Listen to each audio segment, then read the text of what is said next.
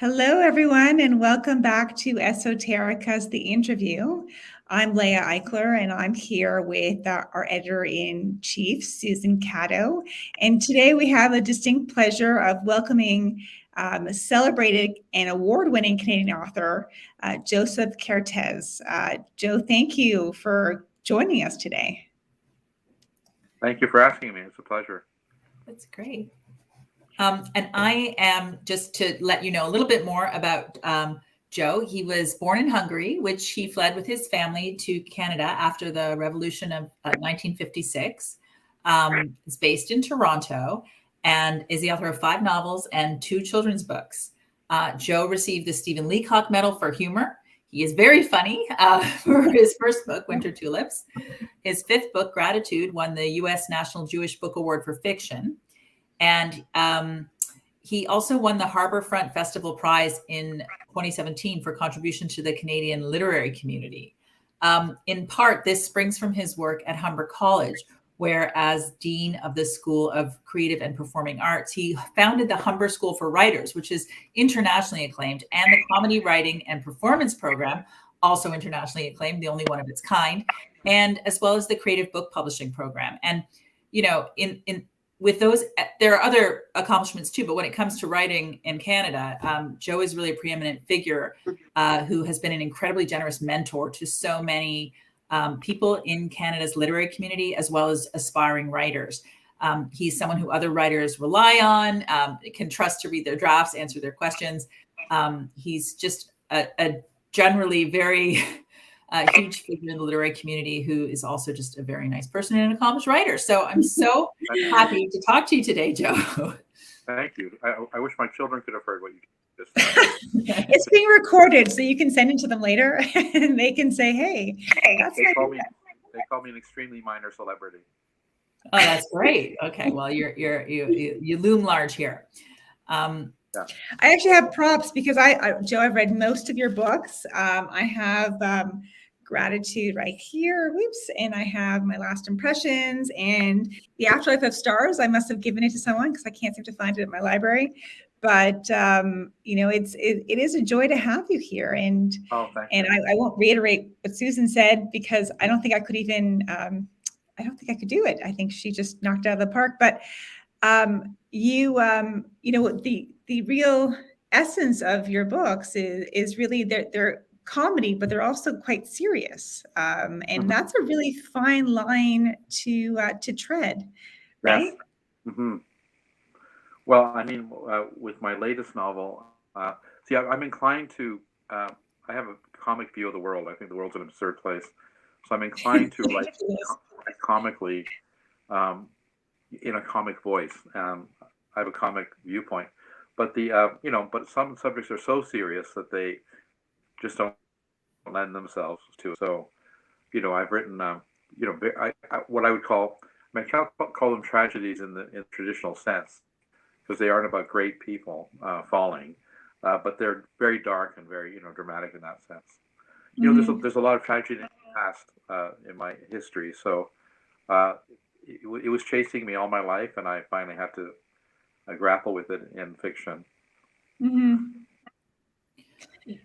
So do you feel that a lot of your story ideas then are coming from your own life? And Leah had an interesting distinction. We were talking about this beforehand, Leah, if you want to kind of cover that, where it's not just the subject matter. If the subject matter is, if you're getting the ideas for your books, it's not just a question of subject matter. I mean, we obviously want to know where you get your ideas from, and of course, I mean, Sue captured your bio very succinctly. And I, and of course, you had a really traumatic and unusual childhood, which we love to hear about. But do you draw most of your ideas from your own life? Is that how it works? So I mean, eventually I came to know myself as a writer, as a human being, and as a writer. I know I could not have written, Lord of the Rings or the Harry Potter books. It's just not something I can do. So I very often begin in real life, or at least with real people or people I know. But it's important, and it always happens with me, especially with my immigrant novel, The Afterlife of Stars. It happens with me that it's just a starting point, and then there's a trajectory that forms on its own. I mean, I think the very best example is the Afterlife of Stars of what I'm talking about. I knew I had to write an immigrant novel since I had, I was a little kid when we wrenched ourselves from the country of my birth and my parents' birth, and fled the Russians in October of 1956. And I had so little to go on because I was only 4 when we left, and I had so little to go on. But I felt that I really needed to capture what it must have felt like to give up your language and the ancestors lying in the graveyards and your culture. And my family had been in Hungary a long time and had done well in Hungary. I don't know where they came from originally, but it was a subject that I tackled. But what was wonderful about that particular novel was that I remembered 5 or 6 things from my own from that moment of departing Hungary, and I began with those, and I planned out. This was the most planned out book I've ever had. The other books have not been that planned out. Gratitude to some extent, but not the same. And I created 18 study cards that look like this, each representing a chapter of the novel, The Afterlife of Stars. And so I began with the memories. It's a true story that I was in a preschool program this October 23rd, 1956 to be precise, and just got there. My grandmother had taken me there in Budapest, and 10 minutes later, people started to arrive, parents and grandparents, including my grandmother, to pick me up. And she said, "We have to go." And I said, "What's going on?" She said, "We have to go now. We just have to go." And so we went, and we lived not far from a central area, a central street in Budapest called Andrássy utca, which is a big boulevard where several of the other boulevards intersect. And we had to pass there to get to our place. So we went there, and there were thousands of people there, unusually, this time of the morning. And they were all gathered. They were very quiet, which was the most surprising thing of all. I distinctly remember there was a Russian tank in the center of the octagon, it's called, where we were. And I remember the tank with the red star on its flank and so on. And I said, "What's going on?" She wouldn't tell me. She kept pulling my arm. And then I stopped and I looked up and I realized there was a Hungarian soldier hanging from every single lamppost in the octagon. And I still didn't know what was going on. But just above us was a soldier, 15, 20 feet away from me, hanging there and looking straight at me. I still remember the look of him. He had auburn hair and green eyes and must have been 18 or so. And I thought that we were communicating because I looked at him as well, and I didn't realize he was dead, So she wrenched me away from there, and we got to our place, and my older brother was home, 2.5 years older. Said, "We're getting the hell out of here, and just take what you can carry, and we're leaving." And I said, "Where are we going?" He said, "We're leaving." I don't know, we're leaving. So by late that afternoon, almost the evening, we had, each got a little bag. I was a little kid, and my parents and my grandmother. I had only one grandparent left, and we went to the train station where there were many thousands of people at this enormous train station, and it was shocking actually to see. But people were getting on whatever trains they could. There were no tickets left anymore, so you had to bribe people with jewelry or whatever to get tickets. And we got on this train, and pressed against the corridors and so on. It was so crowded. And then the train took off, and the train went for a while toward the west, and it got dark, and suddenly the train stopped, and the conductor told everyone to get off. But we weren't in a town or at a station or anything else, and so but my family got off the train, and we were supposed to run in one direction. So everybody started running across these fields when we got off the train, and it was very weird because it was dark by then. And what was weird was that there were bombs going off, and my older brother said, "What is going on?" And nobody would tell him. So he said, "I'm not taking another step until someone tells me what's going on." And my grandmother said, "We're crossing a minefield." So people were actually running by the hundreds across the field, and some were blowing up. So but we got to I'll never forget this, actually. It was so vivid in my memory. A lamppost, a bright lamppost. It was lit, and we got there, and my dad said, "We're in Austria." I said, "So we did all this running and it's all this crap to get to this crappy little country with this lamppost, right?" And of course, not understanding the significance of anything. And he took his mother's bag, my grandmother's bag, from her, and it was so heavy. He started yelling. He said, "What's in here?" And he opened it up, and it was full of long playing records. So LPs. There were 78s. They were very heavy, and it was all operas. And he said, "What are you doing with these things?" And he said that she said that she doesn't know where we're going. She doesn't know if there's going to be opera there. So she brought a record, some of her records. And he got so upset for breaking some of the records on the pedestal lamppost. Wow. I can't tell you how traumatized I was by this more than anything else.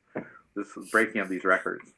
And so we were in Austria, and I interviewed everybody to see what we had done after that, and tried to create a kind of fictional world to accommodate this notion of being wrenched from our country. And as I said, I had these study cards, and I planned it all out. But suddenly, and I made my two boys, the protagonists of this novel, older than I was, and older than my brother, twice as old as my brother and I were. And so they could comprehend some of what was going on. And suddenly the two boys took off on their own journey. And I myself almost passing after them and writing down what they were saying and imagining what they were doing. To some extent like this, but never extent, because it's history. They wrote the whole book. They took me to went up in Paris. I'd never been to Paris at that time, and in the sewers of Paris and all these kinds of things that they themselves dreamt up. They made their own adventure, and so and every time, because luckily I had a full-time day job, I thought, okay, well, I'm going to write this chapter, but it's going to end up in the garbage. It doesn't matter, just do it. So I would do it, and amazingly, much of the book survived the way it was. I mean, it was edited, but survived the way it was. And so it was a book that, you've heard the old adage that it wrote itself. Mark Twain once said that he didn't begin to write The Adventures of Huckleberry Finn until it was ready to write itself, and that's what happened with me. And it was a transcendent experience. I was in a trance, and it was great because it was a kind of a holiday from my administrative job that I had and all that sort of thing. It was really a great place to go mentally for me. It's that minefield scene really stands out for me in memory from reading The Afterlife of Stars. I'm not surprised to find that was an experience that you actually remember. I mean, it is so devastating in the retelling. And the hanging soldier, I dreamt about him, I don't know, until I was 14 or 15, many times, dozens of times. He would come up, those eyes, which is why I remember him so vividly. So then, Joe, I have to ask, where's the comedy bubbling up from? I know. So is that happy? Well, happy and comic are different. So, as I said, there are some subjects that really lend themselves to this. Gratitude's a very dark novel about the Holocaust and all that sort of thing. And I had a character in Gratitude who's very funny, and he reacted to all stress by, cracking pretty good jokes, I thought. Yeah. And but my editor at Penguin, Barbara Burson, said, "You know what? You can't have that in Gratitude. It just ruins the tone." I said, "No, but that's how some people are, And so we removed all those some of my favorite darlings from that book, and cutting room floor. But I mean, some books just start out as comedy for me, and I'm so happy when they do, because it's refreshing. I mean, I should comment on Last Impressions, my latest novel, because it began as pure comedy. My father it was inspired by the demise of my father, unfortunately. But my father was a larger than life character. He was so unself-conscious. It was as if he lived in the world by himself, And so, for example, when he drove, he was like a ridiculous, idiotic driver, terrible driver, slow, idiotic driver. So he was a reckless, slow driver, and it was never, no matter what you said to him, he would just do this.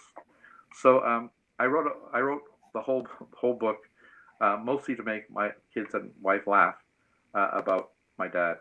They all think these things are hilarious, and it was I thought it was pretty funny. But when I finished the novel, or I finished that draft of the novel, completely comic novel, I felt that I hadn't really done justice to him, and it was hard to explain why he was the way he was.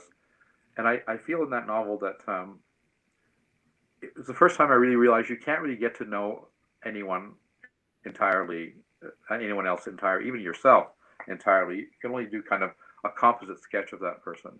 And so I wrote a whole other subplot, which was kind of true or inspired by my own father's life, but when he was sent to a labor camp with his brother. And I laid that down intermittently throughout the novel as a subplot to give him a kind of darkness that he didn't have in the original plot, in the original novel, the comic novel.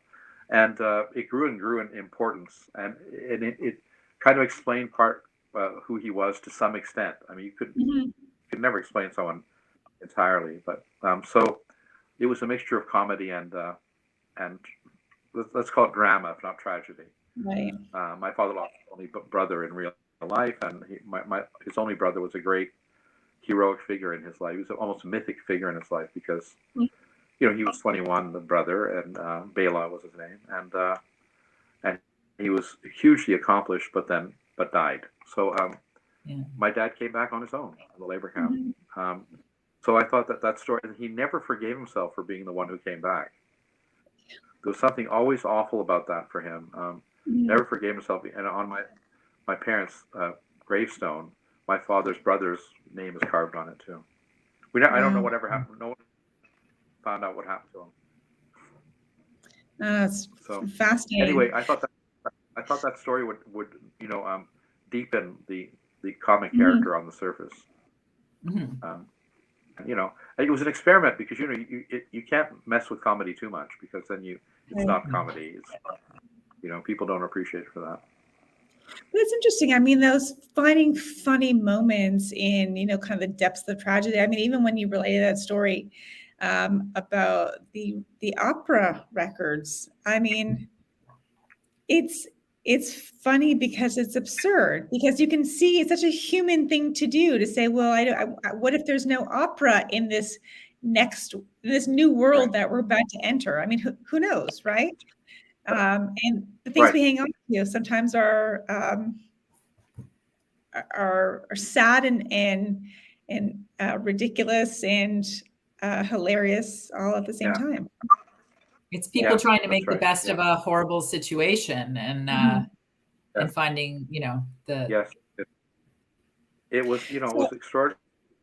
Even to this day, it's a funny syndrome that in my family, which is that, because my family actually over World War World War II, before my time, and the revolution, lost so much that there's an inclination to try to recover some of it. I mean, when we took the girls to Hungary for the first time, and we showed them, my great grandfather's, because it's a building in Budapest the size of the Eaton Center, or it had one, that kind of thing, and he had a number of them like that, and they said, why don't we get it back? There's this inclination to try to recover those things, and you actually can't. You can try, and you can get $128 check after fighting for 4 years. So Leah, you might know some of this story too, but there's, so there's but it wasn't just property, obviously, and with the Afterlife of Stars, I even tried to question myself as to why I went so far and so deep in trying to understand what was going on. We had lost our language, our culture, our history, our the whole way of looking at the world that Hungarian Jews especially have, and so on. And so it was, there was a lot more trauma than I realized until many years later. I mean, I thought Oh, sorry. At Palmerston Avenue Public School in kindergarten, I thought I was the funniest kid on earth. There was a show and tell section, and people were laughing and laughing at my stories, and I didn't realize that I was speaking Hungarian to them. So it was, so you know, those things are very they're very important in my own psyche, and so all that came out, all that came pouring out in the Afterlife of Stars. I can pretty much see Palmerston from my window, which is very funny. Nice. Yeah. I just wanted to ask something I've always wondered about Afterlife of Stars, and without giving away the plot, because I think people should go and read it. I mean, did you ever think, I'm going to give these people a really happy ending? And if not, why not? What's making you decide the endings of a book like that? So that was very tricky because I was very surprised by where the book went and how it ended up. I was so surprised, and then I kept thinking, no, I'm backing up and taking it in another direction without saying, you know, what that is, as you said. But I thought, you know, and I can explain it, but I wouldn't be giving it away. I could explain why I thought it had to go where it ended up going, and because I went there unconsciously, I trusted my instinct more than I would have if I had tampered with it the way I do as a PhD student in English. You know, so I tried not to give it that kind of thematic drive, and I thought it's there for a reason, and I don't know, like even the book had an American edition, which is even quite different from the Canadian one, and I had another shot at it. But the wonderful Tim O'Brien, the American writer who had blurbed it, said, "Don't you dare touch the ending of that book." I mean, so he reassured me that it was great to have him reassure me that it was good the way it was. Yeah, but it was where it went for a reason, and I let it stand. So I want to backtrack to something you alluded to earlier when you showed us the cue cards, because I think in terms of the process of writing, there's maybe some viewers out there that want to write a book, or everyone thinks they can write a book. Maybe everyone tries to write a book. I don't know. But it's the actual execution that's, really hard for most people. And you said that most of the books are not that well planned out. Like, I guess there's the term planners versus pantsers. I think I came across that one, people that write by the seat of their pants and people that plan things. So which are you, and why does that work? So I don't know which one will work best. I mean, it's a very individual thing. So my pal Terry Fallis, who is, do you know him? Do you know who I'm talking about? Yeah, of course. The writer Terry Fallis, who's an engineer, was never a literary scholar or any such thing. But Terry does not feel secure writing a book until he has a 40-page outline, single space 40-page outline.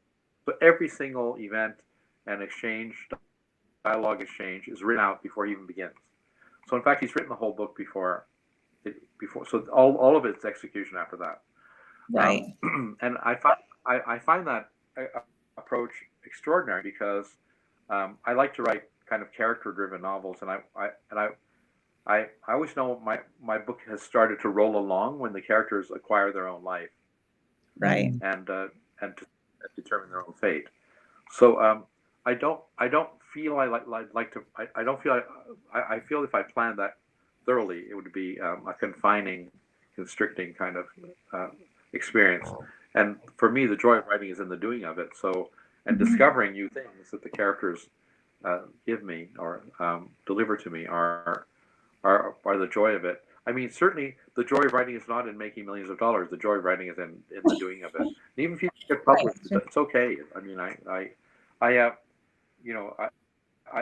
have told many aspiring writers that I guess to some extent they hate me for saying it, but I mean, I've had almost all of the pleasure in the writing of my novels in the very writing of them, and not in any other part. And in fact, I would say the part that comes after is almost a contradiction of that experience. It's kind of it's not pleasant, and it's not it's publishers try hard. I'm very grateful to them for publishing me, but try hard. But ultimately, it's just a crass kind of undertaking. And anyway, whatever. No, Are you making, I can't it's the enjoyment. people. Are you making yourself laugh when you write sometimes? Especially in a book. So that was so. Yeah, I mean, if I do make myself laugh, that's a wonderful thing. But if I make myself laugh, I then try the comedy on other people. Like I have a younger brother who's a great audience for me and my daughters, as I said, and my wife. And it's great to have a wife who says, if she reads something, she says, "Is this meant to be funny?" Which is, the dagger in the heart. But that would be a dagger in the heart. I mean, so as I said, I mean, I think people are kind of ridiculous. So it's kind of, they're easy prey for someone like me, unfortunately. And I'm easy prey. I'm really self-deprecating. So I'm ridiculous too. So part of the greatest joy in doing Winter Tulips initially, which is a juvenile novel by these standards, is that I got to make fun of myself. It's a great thing to make fun of myself. Or Boardwalk's another one. Right. My older brother and I are really different, and my younger brother and I are really similar. But my older brother and I, so whenever I put the two of us in a book, we're really different. These characters are really different, and even if they emerge as other people, they remain quite different. And what I've always found extraordinary about that is that the two brothers love each other because they're brothers, even if they're absurdly different, and their values are different. So, blood is certainly thicker than water. I think someone's going to write a PhD thesis on the theme of brotherhood in Joseph Kertes's novels. Could see that coming. In fact, all my books have these brothers in them. You're right. It's true. That's great. So what comes next? What are you working on right now? Actually, after Last Impressions, that subplot in the labor camp, I pulled out a subplot and created a whole other novel based on it, and it's flawed. So I've shelved it for the time being, and the editor at Penguin thought that I needed to do a number of things to it that I'm usually quite willing to do what they asked, but in this case I'm not that willing, and so I'm just shelved it for now, and I'm going to. I think I might incorporate. There's a subplot in Gratitude that I made up. There's a subplot in Gratitude that came from real life. It's the most powerful one of the novel, and I won't tell it because it take 10 minutes. But there's a subplot in Gratitude that I made up almost entirely, like 99%. And even when I retell the story to people, they're very moved by it, and I'm moved by it, even though it's a story that didn't really happen. And so I might pull that story out of Gratitude. It's a subplot about Marta, who's a dental assistant to someone. And I might pull that out and combine it with the novel I've just written. I think there's a beautiful way of marrying those two novels. The only problem with this is I'm now heading back into this dark place. I don't know if I'm not getting any younger. I don't know if it's probably better if I just wrote another comedy and stayed away from that for a while. So I'm in between. Last Impressions came out 2.5 years ago. I've actually written two whole novel manuscripts since then, both of which are flawed. So we'll see what I do. Maybe a comedy about academia or a school for writers would be something I'd love to read. Very different from your previous works. Yes, it is. Well, you can dedicate that one to me because that sounds like a sitcom. Actually, that sounds like a sitcom waiting to happen. Yeah. Well, thank you so much for talking to us today. It's really exciting to hear how you're putting the books together, what's inspiring them, and really we cannot recommend them enough. And please do, if you're listening to this and you have not read Joseph Kertes' books, please look them up. He has a website. It is just hisname.com. And I know we feel really lucky to have you here. So thank you. Yeah, thanks again, Joe, for joining us today. You're very welcome. Thank you very much for asking me. I was very pleased to do it. So thank you. It's great to talk to you. All right, everyone. Until next week, don't forget, esotericamag.com is our website. We are still accepting submissions for a short story contest, and we are accepting submissions for our big ideas, which are nonfiction essays. So you can find all the details on Submittable. Speak to you all soon. Bye-bye.